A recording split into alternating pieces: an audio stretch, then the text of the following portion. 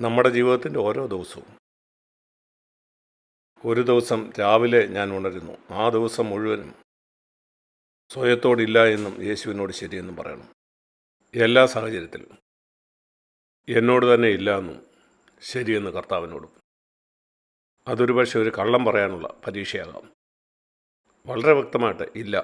ആ കള്ളം പറയുന്നതിലൂടെ എനിക്ക് കിട്ടുന്ന എന്ത് ലാഭമായിരുന്നാലും ഒരുപക്ഷെ അവിടെ സത്യം പറഞ്ഞുകൊണ്ട് എൻ്റെ ജോലി എനിക്ക് നഷ്ടപ്പെടാം. പ്രശ്നമില്ല, എങ്കിലും ഞാൻ സത്യമേ പറയൂ.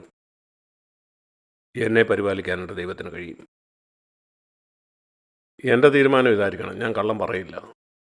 കാരണം അവിടെ ഞാൻ എന്നെ നിഷേധിക്കില്ല, എൻ്റെ സ്വന്തം ഇഷ്ടം ചെയ്യുകയാണ്. ക്രൂശ് എടുക്കുക എന്ന് പറഞ്ഞാൽ എനിക്ക് ലാഭമാകും എന്ന് ഞാൻ ചിന്തിക്കുന്ന വിട്ടുകളയുന്നതാണ്.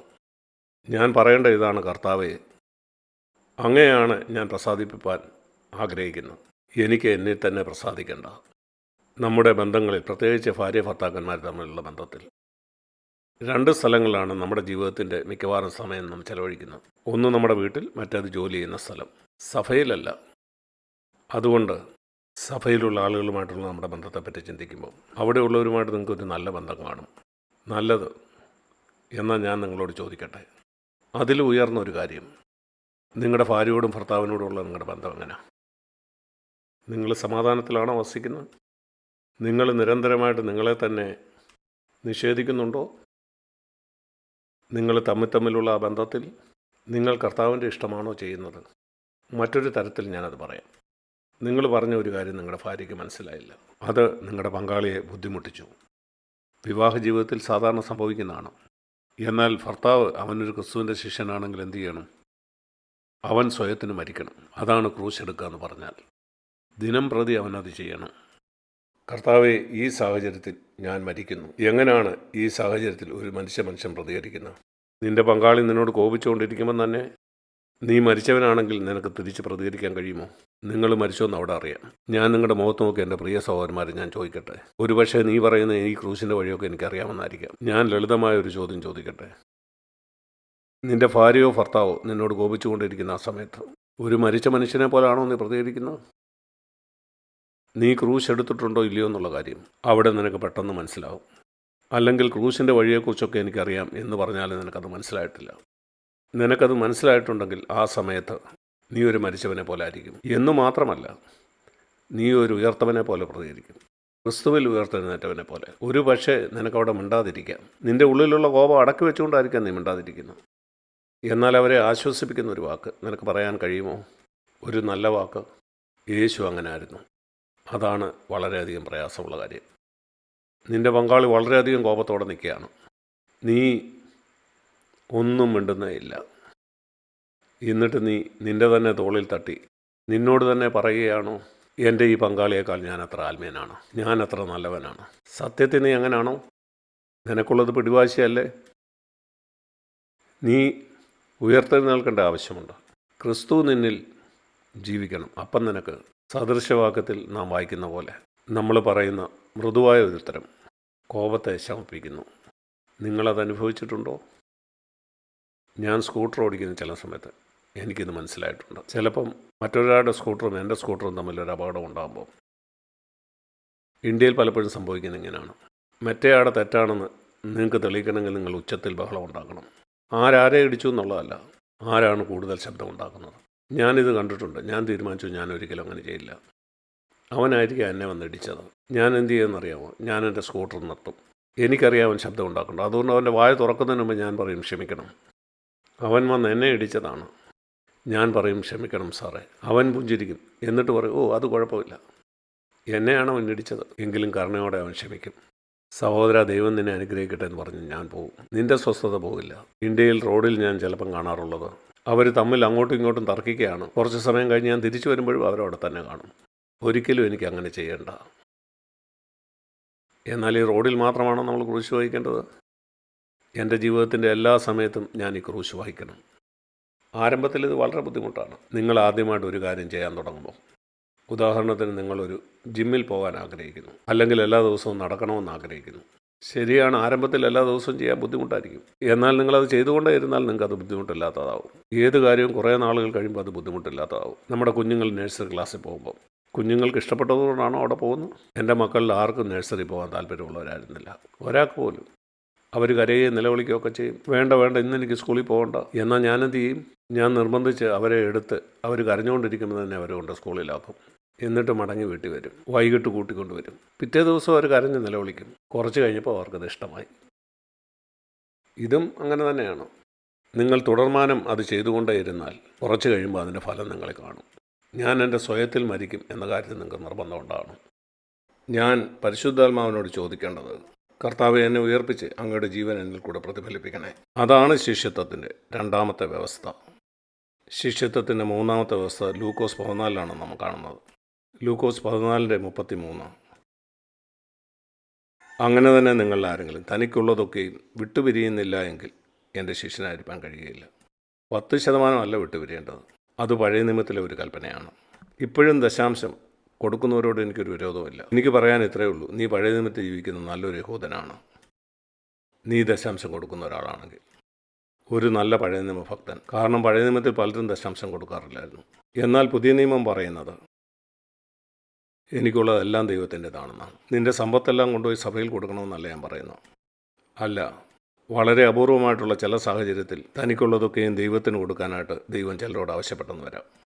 അങ്ങനെയുള്ള ചില സംഭവങ്ങളെ നമുക്ക് ദൈവവചനത്തിൽ കാണാൻ കഴിയും.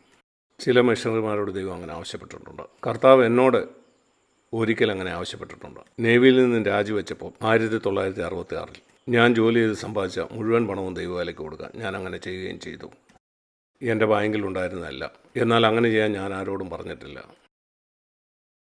കാരണം ദൈവവചനത്തിൽ ഒരു വ്യക്തിയോട് മാത്രമേ ദൈവം തനിക്കുള്ളതൊക്കെയും വിറ്റിട്ട് തൻ്റെ പിന്നാലെ വരുവാൻ ആവശ്യപ്പെട്ടുള്ളൂ. ഒരാളോട് മാത്രം. യേശു അവനോട് കൽപ്പിക്കുകയായിരുന്നു, എന്നാൽ അവനതിന് തയ്യാറായില്ല. മാർക്കോസ് 10 നമുക്കത് കാണാം. സക്കായി തൻ്റെ സമ്പത്തിൻ്റെ പകുതിയെ കൊടുത്തുള്ളൂ. യേശു അത് അംഗീകരിച്ചു. മാർത്തയും മറിയയും ലാസറും അവരെന്താ കൊടുത്തതെന്ന് എനിക്കറിയില്ല. അതിന് യേശു അവരോട് ആവശ്യപ്പെട്ടുമില്ല. അതുകൊണ്ട് 10% എന്ന കൽപ്പനയ്ക്ക് കീഴിലല്ല നാം ജീവിക്കുന്നത്. നമ്മൾ പറയേണ്ടത്, കർത്താവ് എനിക്കുള്ളതെല്ലാം അങ്ങയുടേതാണ്. ഒരു ഭാര്യയും ഭർത്താവും എന്നതുപോലെ യേശു എൻ്റെ പങ്കാളിയാണ്. യേശുവുമായിട്ട് എനിക്കൊരു ജോയിൻ്റ് അക്കൗണ്ടാണ്. എനിക്ക് യേശുവുമായിട്ട് ഒരു ജോയിൻ്റ് അക്കൗണ്ടുണ്ട്. അതാണ് ഏറ്റവും നല്ല ഉദാഹരണം. അതിൽ നിന്ന് എനിക്ക് പണം പിൻവലിക്കാം, അതുപോലെ അവനും പിൻവലിക്കാം. ജോയിൻ്റ് അക്കൗണ്ട് എന്ന് പറഞ്ഞാൽ അതാണ്. അതെൻ്റേതല്ല, നമ്മുടേതാണ്. എൻ്റെ പ്രിയ സഹോദരീസന്മാരെ, ഞാൻ നിങ്ങളോടെല്ലാവരോടും ചോദിക്കട്ടെ, നിങ്ങൾക്ക് യേശുവിൻ്റെ ഒരു ശിഷ്യനാകണോ? ആത്മീയ അഭിവൃദ്ധി നിങ്ങൾക്ക് പ്രാപിക്കണോ? നിങ്ങൾക്ക് പറയാൻ കഴിയുമോ നിങ്ങളുടെ പണം യേശുവുമായിട്ടുള്ള ജോയിൻ്റ് അക്കൗണ്ടിലാണെന്ന്? അങ്ങനെയാണെങ്കിൽ അവന് നിൻ്റെ പണത്തിലും നിങ്ങളുടെ സമ്പാദ്യങ്ങളിലും ഒക്കെ നിങ്ങൾക്കുള്ളതുപോലെ അവനും അവകാശമുണ്ടായിരിക്കും. എല്ലാ സമയങ്ങളിലും എനിക്ക് അങ്ങനെ ആയിരിക്കണം. ഇതിൽ ഞാൻ എന്നെ തന്നെ പരിശോധിച്ചുകൊണ്ടിരിക്കും. ചിലപ്പം നമുക്ക് പിന്മാറ്റം ഉണ്ടാകാം. അതുകൊണ്ട് ഞാൻ എന്നെ തന്നെ ശോധന ചെയ്യും. എൻ്റെ സമ്പാദ്യത്തിൻ്റെ അക്കൗണ്ട് അതെപ്പോഴും യേശുവുമായിട്ടുള്ള ജോയിൻ്റ് അക്കൗണ്ടിലാണെന്നും ഇതിൽ നിന്ന് എന്തുപയോഗിക്കാനും അങ്ങേക്ക് പൂർണ്ണ സ്വാതന്ത്ര്യമുണ്ടെന്നും. എൻ്റെ പ്രമാണം 10% എൻ്റെ വിവാഹബന്ധം 10% 100%. പഴയ നിയമത്തിൽ ഈ കാര്യം അവർക്കൊരിക്കലും മനസ്സിലായിരുന്നില്ല. പുതിയ നിയമത്തിലെ ഒരു വാക്യത്തിലും ദൈവത്തിന് കൊടുക്കേണ്ടത് 10% നാം വായിക്കുന്നില്ല. യേശു നമ്മളോട് ആവശ്യപ്പെടുന്നത് 100%. ഇവിടെ നാം വായിക്കുന്നത് നിങ്ങൾക്കുള്ളതൊക്കെയും എന്നാണ്. ഉദാഹരണത്തിന്, നിങ്ങൾക്കുള്ളതും നിങ്ങൾ കൈവശപ്പെടുത്തിയിരിക്കുന്നു. നിങ്ങൾക്ക് മനസ്സിലാകാൻ വേണ്ടി ഞാനത് വിശദീകരിക്കാം. ഈ പേന എൻ്റെ കയ്യിലാണ്. ഞാനത് മുറുകെ പിടിക്കുമ്പോൾ അത് എൻ്റേതാണ്. ഞാനത് തുറന്നു പിടിക്കുമ്പോൾ അത് എൻ്റെ കയ്യിൽ തന്നെയാണ്. എന്നാൽ ഞാനത് കൈവശപ്പെടുത്തുന്നില്ല. അതുപോലെ പണമോ വസ്തുവോ എന്ന് കൈവശപ്പെടുത്താം. അതുപോലെ അത് നിങ്ങൾക്ക് ഉണ്ടായിരിക്കാം. നിങ്ങളുടെ വീട് നിങ്ങളുടെ പേരിലാണ്, യേശുവിൻ്റെ പേരിലല്ല. എന്നാൽ നിങ്ങളത് കൈവശപ്പെടുത്തിയാൽ, ഇതെൻ്റേതാണ്, ഇത് എൻ്റെ അവകാശമാണ്. കർത്താവിന് അത് ഉപയോഗിക്കാൻ കഴിയില്ല. അവൻ്റെ ജനത്തിനും അത് ഉപയോഗിക്കാൻ കഴിയില്ല. ഇല്ല. കർത്താവ് ഈ ഭവനം അങ്ങയുടേതാണ്, അങ്ങയുടെ ഇഷ്ടം പോലെ ഉപയോഗിക്കാം. അങ്ങനെയാണ് CFC തുടങ്ങിയത്. ഏതാണ്ട് 48 കൊല്ലം മുമ്പ് ഞങ്ങളുടെ ഭവനത്തിൽ പല അസൗകര്യങ്ങളുണ്ട്. അന്ന് ആഴ്ചയിൽ 4 മീറ്റിംഗ് ഉണ്ട്. ആ കാലത്ത് ഇത് ഞങ്ങളുടെ വീട്ടിലാണ് നടക്കുന്നത്. വീട്ടിൽ കൊച്ചു കുഞ്ഞുങ്ങളുണ്ട്. ഇളയാൾക്ക് 6 മാസം പ്രായമാണ്. അന്ന് ഞങ്ങൾക്ക് 3 മക്കളാണ് ഉണ്ടായിരുന്നത്. ഏറ്റവും ഇളയാളന്ന് ജനിച്ചിട്ടില്ല. ഞങ്ങളുടെ ഭവനം അന്ന് ഞങ്ങൾ കൂട്ടായ്മയ്ക്കായിട്ട് തുറന്നു കൊടുത്തപ്പം അതിനെ ഒരു ത്യാഗമായിട്ട് ഞങ്ങൾ കണ്ടില്ല. ഏതാണ്ട് 6 വർഷം അവിടെയാണ് കൂട്ടായ്മ നടന്നത്. തുടക്കത്തിൽ ഞങ്ങൾ 2 പേര് മാത്രമേ ഉണ്ടായിരുന്നുള്ളൂ. കർത്താവിൻ്റെ വിളി കേട്ടാണ് ഞങ്ങൾ തുടങ്ങിയത്. ആ 6 വർഷങ്ങളായിരുന്നു ഞങ്ങളുടെ ജീവിതത്തിലെ ഏറ്റവും അനുഗ്രഹിക്കപ്പെട്ട സമയങ്ങൾ. കർത്താവിൻ്റെ ആ അനുഗ്രഹം. പഴയ നിയമത്തിൽ നാം വായിക്കുന്നുണ്ടോ, ദൈവത്തിൻ്റെ ആ പെട്ടകം അത് ഫെലിസ്തരുടെ കയ്യിലായിരുന്നു. അത് യെരുശലേമിലേക്ക് കൊണ്ടുവന്നപ്പം അവർ ഒബേദെദോമിൻ്റെ ഭവനത്തിൽ കൊണ്ടുവച്ചു 3 മാസത്തോളം. എന്നാൽ ദൈവം ഒബേദെദോമിൻ്റെ ഭവനത്തെ അനുഗ്രഹിച്ചു. ആ പെട്ടകം അവിടെ ഇരുന്നത് കാരണം. ഞാൻ പറയട്ടെ, ആ 6 വർഷം ദൈവം ഞങ്ങളുടെ കുടുംബത്തെ അനുഗ്രഹിച്ചു. ഞങ്ങളുടെ കൊച്ചു കുഞ്ഞുങ്ങൾക്ക് പോലും അത് തിരിച്ചറിയാൻ കഴിയുമായിരുന്നു. എന്നാൽ അവസാനം ബാംഗ്ലൂരിൽ ഞങ്ങൾ ഒരു പുതിയ കെട്ടിടം പണിത് സഭ അങ്ങോട്ട് മാറ്റി. ആ സമയത്ത് ഞങ്ങളുടെ കുഞ്ഞുങ്ങൾ ചോദിച്ചു, ഡാഡി എന്തിനാണ് സഭ അങ്ങോട്ട് മാറ്റുന്നത്? അവരിവിടെ ഈ വീട്ടിൽ കൂടുന്നതിലായിരുന്നു അവർക്ക് സന്തോഷം. പല സൗകര്യങ്ങളും ഉണ്ടായിരുന്നു, എന്നാൽ അതൊന്നും അവർക്കൊരു വിഷയമായിരുന്നില്ല. എല്ലാവരും വീട്ടിൽ കയറി ഇറങ്ങുമ്പോൾ ഞങ്ങളുടെ വീടൊക്കെ ഞങ്ങൾക്ക് എപ്പോഴും വൃത്തിയാക്കേണ്ടി വരും. അതുകൊണ്ട് ഞങ്ങൾക്ക് ആഴ്ചയിലെ 4 പ്രാവശ്യം തറയൊക്കെ നന്നായിട്ട് കഴുകി വൃത്തിയാക്കേണ്ട ആവശ്യമുണ്ടായിരുന്നു. എൻ്റെ സഹധർമ്മിണിയാണ് ഇതെല്ലാം ചെയ്തത്. കസേരകളൊക്കെ മടക്കി വെക്കണം. അന്ന് ഇരുമ്പ് കസേരകളായിരുന്നു, അതൊക്കെ മടക്കി അതിൻ്റെ സ്ഥാനത്ത് വെക്കണം. അങ്ങനെ ഓരോ പ്രാവശ്യവും വീട് പഴയതുപോലെ ആക്കണം. ഇങ്ങനെ ആഴ്ചയിൽ 4 പ്രാവശ്യം, ബുധനാഴ്ച വൈകിട്ട്, വെള്ളിയാഴ്ച വൈകിട്ട്, ഞായറാഴ്ച രാവിലെയും വൈകിട്ടും. എന്നാൽ ആ നാളുകളായിരുന്നു ഏറ്റവും അനുഗ്രഹിക്കപ്പെട്ട സമയം. ആ അനുഗ്രഹിക്കപ്പെട്ട സമയങ്ങൾ ഞാൻ ഓർക്കുന്നു. രാവിലെ 9 മണി മുതൽ വൈകിട്ട് 3 മണി വരെ പലപ്പോഴും ഉപവാസത്തോടെയുള്ള പ്രാർത്ഥന. അന്ന് അനേകരെ പരിശുദ്ധാത്മാഭിഷേകം പ്രാപിച്ചു. മനോഹരമായ ദിവസങ്ങൾ. ഞങ്ങൾ പറഞ്ഞു, കർത്താവേ, ഞങ്ങളുടെ ഭവനം ഞങ്ങളുടേതല്ല, ഞങ്ങളത് മുറുകെ പിടിക്കുന്നില്ല, ഇത് അങ്ങയുടേതാണ്. കൂട്ടത്തിൽ ഞാൻ പറയുകയാണ്, അപ്പോഴും ആ വീട് എൻ്റെ പേരിലാണ്. അത് യേശുവിൻ്റെ പേരിലേക്ക് മാറ്റിയിരുന്നില്ല, അത് അപ്പോഴും എൻ്റെ തന്നെ ആയിരുന്നു. എന്നാൽ അത് എൻ്റേതായിരിക്കുമ്പം തന്നെ ഞാനത് കൈവശപ്പെടുത്തിയില്ല. എനിക്കൊരു സ്കൂട്ടർ ഉണ്ടായിരുന്നു, അതും ഞാൻ കൈവശപ്പെടുത്തിയില്ല. ഞാൻ പറഞ്ഞു, ഇതും അങ്ങയുടേതാണ്. ആരെങ്കിലും ആ സ്കൂട്ടർ ആവശ്യപ്പെട്ടാൽ ഞാൻ കൊടുക്കുമായിരുന്നു. ഇത് അങ്ങയുടേതാണ്, എൻ്റേതായിട്ടൊന്നുമില്ല. എൻ്റെ കയ്യിലുണ്ടായിരുന്ന പണം ആരെങ്കിലും സഹായിക്കാനും എൻ്റെ യാത്രയ്ക്കുമൊക്കെ ഞാൻ ഉപയോഗിച്ചു.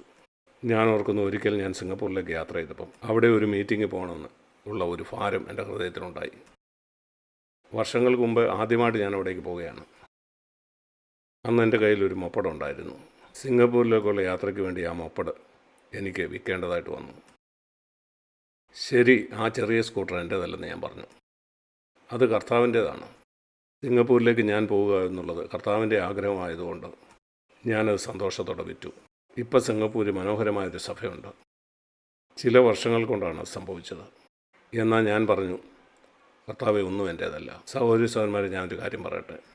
ഇതുവരെ നിങ്ങൾക്കതിന് കഴിഞ്ഞില്ലെങ്കിൽ ഇന്ന് ആരംഭിക്കുക. നിങ്ങളുടെ പ്രായം എത്ര തന്നെ ആയിക്കോട്ടെ. പറയുക, കർത്താവെ, എൻ്റെ കയ്യിൽ പല കാര്യങ്ങളുമുണ്ട്, അത് ഞാൻ എൻ്റെ സ്വന്തമെന്ന് കരുതുന്നില്ല. അതെൻ്റെ കയ്യിലുണ്ട്. നിങ്ങളൊന്നും യേശുവിൻ്റെ പേരിൽ എഴുതി കൊടുക്കണ്ട. നിങ്ങൾ സഭയ്ക്ക് 10%, 1% ഒന്നും കൊടുക്കുന്ന കാര്യത്തെപ്പറ്റിയല്ല ഞാൻ പറയുന്നു. ഞാൻ ഇത്രേ പറയുന്നുള്ളൂ, നിങ്ങളത് കൈവശമാക്കരുത്. പറയുക, കർത്താവ്, ഇതെല്ലാം അങ്ങയുടേതാണ്. ഞാൻ എന്ത് ചെയ്യണമെന്ന് അങ്ങ് പറയാം, ഞാൻ അങ്ങനെ ചെയ്യാം. അത് നിങ്ങളെ പുതിയൊരാളാക്കും.